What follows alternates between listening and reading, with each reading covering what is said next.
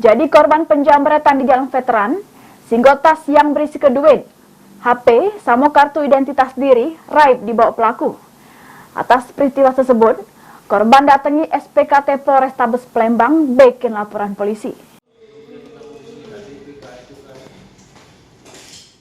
Apes yang dialami Putri, warga Palembang, harus jadi korban pelaku jambret di kawasan Jalan Veteran, singgah tas yang berisi dompet, duit tunai sama HP beserta kartu identitas diri.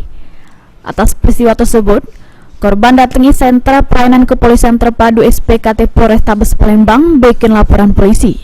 Menurut keterangan korban, kejadian bermula pas dirinya bersama dulurnya nak pergi begawe.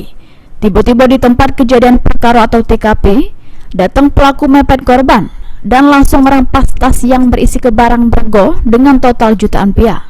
Ditambah ke korban, sesudah tasnya dirampas oleh pelaku, mereka sempat kejar-kejaran namun pelaku langsung masuk ke lorong sehingga tidak terkejar lagi. Untuk ciri-ciri pelaku, badan berisi, guna ke jaket abang, helm hitam pakai motor Honda Beat. Lalai, dia tiba-tiba langsung menjamret mengambil tas dari sebelah kanan, atas kanan mau belok ke kanan. Di tas berisi dompet, ada uang tunai, ada kartu-kartu lain, di situ juga ada HP segala macam.